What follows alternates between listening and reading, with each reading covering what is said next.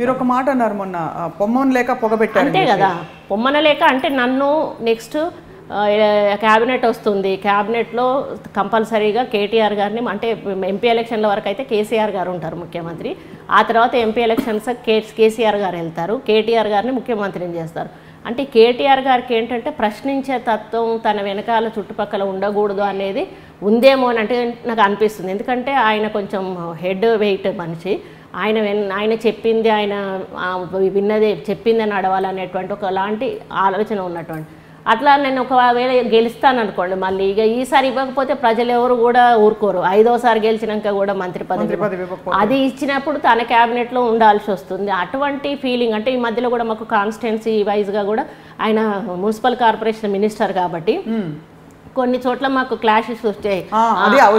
ఎందుకంటే ఒక్క కుండా సురేఖ గారి మీద వచ్చాయి కాబట్టి నా మెంటాలిటీ ఆయనకి ఎక్స్పోజ్ అయింది లేకపోతే నాకు అసలు నాకు ఏ మధ్యలో ఎక్కడ కూడా మాటలు లేవు మామూలుగా ఒక ఇష్యూలో మాకు వరంగల్ ఈస్ట్ లో ఓసిటీ అనేటువంటిది ప్లేస్ ఉంటుంది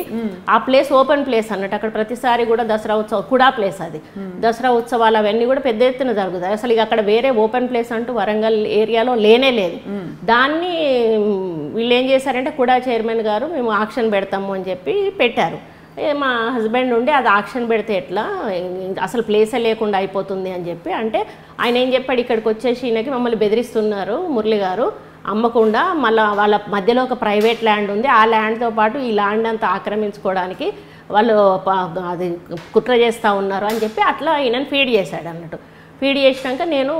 మామూలుగా ఫోన్లు ఎత్తారు వీళ్ళు ఫోన్లలో మాట్లాడారు ఇట్లాంటి ఇష్యూస్ అయితే ఒకసారి అసెంబ్లీలోనే కలిసినప్పుడు నేను పక్కన పోయి కూర్చున్నా నేనే వెళ్ళి కూర్చున్నా చెప్పండి అక్క అని అన్నాడు అంటే ఏం లేదు అని అంటే ఆ ల్యాండ్ ఇష్యూనేనా అని అన్నాడు అంటే అవును అని అన్నా లేదు అదే మాకు కలెక్టర్ గారికి చెప్పేసి ఓపెన్ యాక్షన్ పెట్టేయమని స్ట్రిక్ట్గా ఇన్స్ట్రక్షన్స్ ఇచ్చేశాడు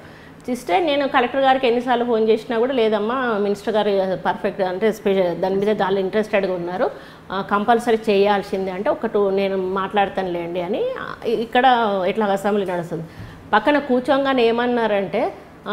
అసలు ఎందుకు ఆపాలి దేనికోసం ఆపాలి ఆపాల్సిన అవసరం ఏమున్నది ఆపడానికి అంత మీకేమో ఇంట్రెస్ట్ అని అట్లే అసలు మామూలుగా ఒక ఎమ్మెల్యేతో మాట్లాడే పద్ధతిగా మాట్లాడలేదు ఆయన మాట్లాడేసి అసలు నా కనీసం నా నుంచి మళ్ళీ ఏం రిప్లై వస్తుంది అది కూడా వినకుండా టక్కుమని లేచి వెళ్ళిపోయి తన ప్లేస్లో కూర్చున్నాడు అసలు నేను చాలా హర్ట్ అయ్యా ఆ రోజు హర్ట్ అయినాక తర్వాత మళ్ళీ మర్నాడు ఏం చేశానంటే అసలు నేను కావాలని వెళ్ళి పక్కన కూర్చున్నాను కూర్చొని నేను అన్నాను ఏంటన్నా ఇది కరెక్ట్ అనిపిస్తుందా మీకు అసలు మీరు ఏం తెలుసుకొని మీరు నన్ను ఆ విధంగా మాట్లాడాల్సి వచ్చింది జరిగిన విషయం ఏంటి వాళ్ళు ఏం ఫీడ్బ్యాక్ ఇచ్చారు మీరు వాస్తవాలు తెలుసుకున్నారు అసలు అక్కడ మీరు అనుకుంటున్నారు మేము కబ్జా పెట్టడానికి ఇట్లా అది చేసి ఉంటామని మీరు అనుకుంటున్నారు కానీ ఎవరైతే ఆ మధ్యలో ఉన్నటువంటి వ్యక్తి ఉన్నాడో ఆ వ్యక్తి ప్రైవేట్ అతన్ని మేము పోలీస్ స్టేషన్లో పెట్టించాము ఆయన చుట్టుపక్కల ల్యాండ్ ఆక్రమించుకోవడానికి ట్రై చేస్తే మేము పోలీస్ స్టేషన్లో పెట్టించాము 2 సార్లు మీరు కావాలంటే తెలుసుకోండి ఆ ల్యాండ్ను కాపాడడానికి మేము ప్రయత్నం చేస్తూ ఉంటే మీరు ఈ విధంగా చెప్పడం అయితే కరెక్ట్ కాదన్న ఇంకోటి అన్నాను మీరు ఎదిగే లీడరు మీరు ఈ విధంగా ఎవరో చెప్పిన మాటలు పట్టుకొని ఒక సీనియర్ ఎమ్మెల్యేని ఒక లేడీని పట్టుకొని మీరు ఈ విధంగా మాట్లాడడం కరెక్ట్ కాదు నిన్న మీ బిహేవియర్ నాకు నచ్చలేదు నేను చాలా హర్ట్ అయ్యాను ఇక ముందైనా కూడా ఇట్లాంటివి చేసేటప్పుడు కొంచెం వెనక ముందు తెలుసుకొని మంచి చెడు తెలుసుకొని మాట్లాడండి అన్న అని అక్కడ ఒకటి అన్న అదొకటి తర్వాత మళ్ళీ మా కాన్స్టిట్యున్సీలో మామూలుగా డెవలప్మెంటల్ వర్క్స్ ఏమన్నా ఉంటే పెట్టండి పెద్ద ఎత్తున అని చెప్పేసి కలెక్టర్ గారు ఫోన్ వచ్చిందట పెడదాం మేడం అంటే సరే అని చెప్పేసి నేనే హైదరాబాదు తెలంగాణ భవన్కి వెళ్ళి ఆయనతో టైం తీసుకున్నాను అక్కడ వయసులో ఎవరో కలుస్తున్నారు ఆయన ప్రోగ్రామ్ ఉందని వాళ్ళ పిఏ చెప్తే నేను డైరెక్ట్ అక్కడికి వెళ్ళిపోయాను అక్కడ టైం ఇచ్చాడు 1/2 అవర్ 45 మినిట్స్ కూర్చున్నాము మొత్తం కాన్స్టిట్యున్సీలో జరిగే గొడవలన్నీ చెప్పాను ఇట్లా ఎవరో అంటే వేరే వాళ్ళని నేనే ఎగేశాడు అంటే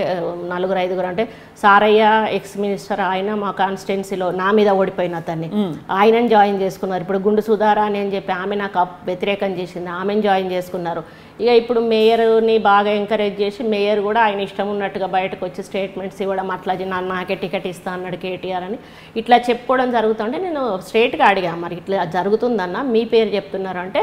నా పేరు చెప్తే మాత్రం పెద్దసారి వింటాడా అక్క నేను చెప్తే ఇస్తారా అని అన్నాడు మరి అట్లాంటప్పుడు ఆయన వాళ్ళని పిలిచి కనీసం కన్విన్స్ చేయాలి కదా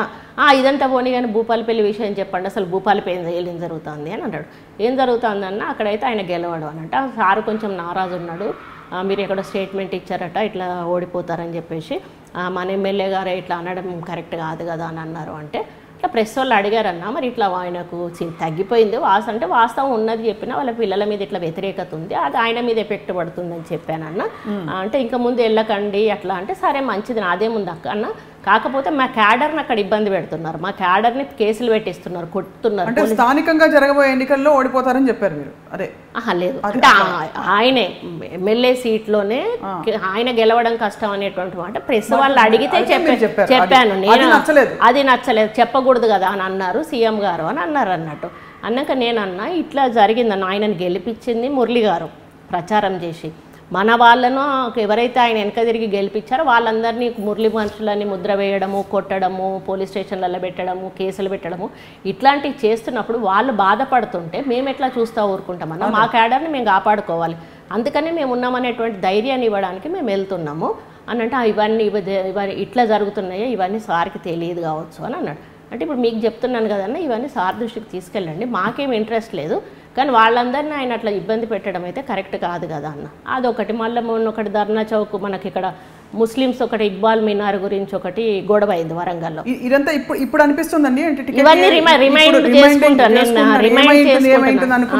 అంటే ఆయన కారణాలు ఏంటి అంటే ఇవన్నీ కూడా మనసులో పడుంటాయేమో అని నాకు అనిపిస్తుంది.